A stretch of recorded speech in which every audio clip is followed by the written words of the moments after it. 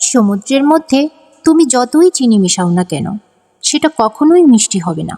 ঠিক তেমনি স্বার্থপর মানুষকে তুমি যতই ভালোবাসো না কেন, সে কখনোই মন থেকে তোমাকে ভালোবাসবে না। ব্লেড খুব ধারালো একটা জিনিস, কিন্তু সেটা দিয়ে গাছ কাটা যায় না। অপরদিকে কুড়াল অনেক শক্তিশালী জিনিস, কিন্তু সেটা দিয়ে মাথার চুল কাটা যায় না। অতএব কাউকে ছোট করে কথা বলবেন না। প্রত্যেকটা জিনিসই তার কর্ম অনেক বেশি গুরুত্বপূর্ণ হয়। শোনো বোন, রূপের অহংকার করো না। রূপ দেখানো, কলেজ কাঁপানো মেয়েদেরকে আমি স্বামীর ঘরে অবহেলায় দেখছি। একটা কথা সবসময় মনে রাখবা, সকাল হলে যেমন সূর্য চকচক করে, সন্ধ্যায় আবার সেই সূর্য আধারে ডুবে যায়। হাতের নখ যদি বড় হয় তাহলে নখ কাটতে হয়, হাতের আঙ্গুল নয়।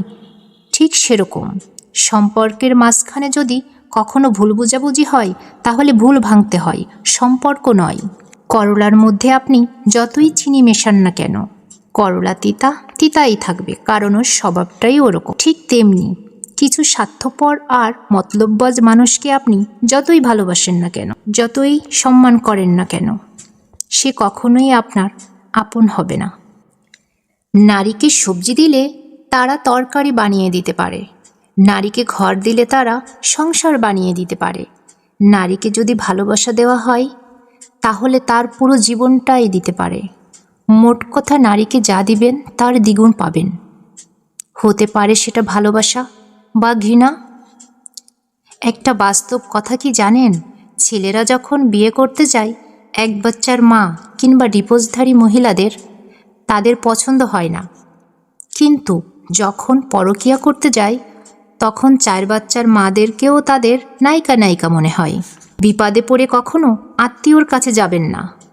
বিপদ যখন আপনাকে নাচাবে, আত্মীয় তখন ঢোল পিটাবে। স্বামীর মতো আপন এই পৃথিবীতে কেউ হতে পারে না। স্বামী নামের এই মানুষটাকে কখনো টাকার গাছ ভেবো না। স্বামীকে সবসময় বটগাছ মনে কর। এই বটগাছটা যতদিন তোমার মাথার উপর ছায়া দিবে, তখন দেখবে বাবার বাড়ি বলো, শ্বশুর বাড়ি বলো, সবাই তোমাকে মূল্য দেবে। আর এই বটগাছটা যখন তোমার মাথার থেকে সরে যাবে, তখন দেখবে কেউ তোমাকে মূল্য দেবে না, চারিদিক শুধু অন্ধকারই দেখবে। বুঝবে তখন স্বামী কী জিনিস। তাই স্বামীকে সবাই ভালোবাসবে। সমুদ্রের মধ্যে তুমি যতই চিনি মেশাও না কেন, সেটা কখনোই মিষ্টি হবে না। ঠিক তেমনি স্বার্থপর মানুষকে তুমি যতই ভালোবাসো না কেন, সে কখনোই মন থেকে তোমাকে ভালোবাসবে না।